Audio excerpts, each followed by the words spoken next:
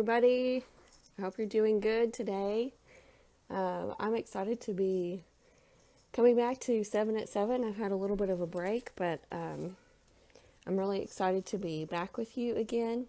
And yeah, so we've been doing this series this month at church called Relentless Grace. And today, Pastor Dale's message was called "You Don't Have to Find Grace." And in my opinion, it's a pretty good message, but basically the part of the point was that God has already given us grace, so we just have to take hold of it. We don't have to go looking for it and searching for it and begging for it and doing things to get it. But he read a verse in Hebrews and had some explanation with that, and I just want to share that with you because it really touched me. So Hebrews 4:16, and I believe this is in the New King James Version of the Bible. It says, "Let us therefore come boldly to the throne of grace, that we may obtain mercy and find grace to help in time of need." Okay, so if you're not aware, a lot of the New Testament in the Bible was written in Greek. And that part that says that we may obtain mercy, the word obtain, the one that's translated obtain, is in the Greek the word lambano. And if you're not aware of very much about the Greek language, which I do not claim to be an expert for sure, but I do know that a lot of times their words have a little bit deeper meaning than some of our words. And so lambano is actually, here's a definition, it means to actively lay hold of, to take, to receive, to lay hold by aggressively or actively accepting what is available. And there's an emphasis on the assertiveness of the receiver. And rereading that after Pastor Dale explained that was really awesome to me, because part of me didn't like that, I guess, because I realized how much responsibility that laid on me. But part of that in my mind was also awesome because of that responsibility. So if we plug that into Hebrews 4:16, let us come boldly to the throne of grace, that we may actively lay hold of mercy and grace. Take mercy and grace. Receive mercy and grace. We aggressively accept mercy and grace because that's what's available to us. And, we also sang a song this morning called Glorious Day. And so part of that song, one of the main lines in that song, and pretty much my favorite, says, "When you called my name, I ran out of that grave." And this coincides so much with that word lambano for me, because I'll tell you, one time I was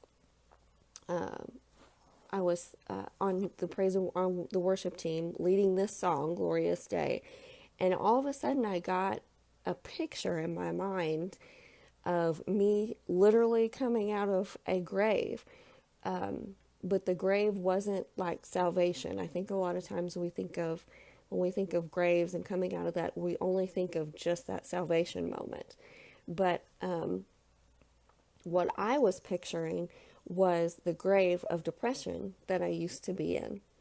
And I know I talk a lot about that probably on 7 at 7, but that's part of my life experience, and that's what God has given me to share with you.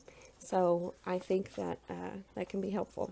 So anyway, I pictured myself coming up out of that grave of depression.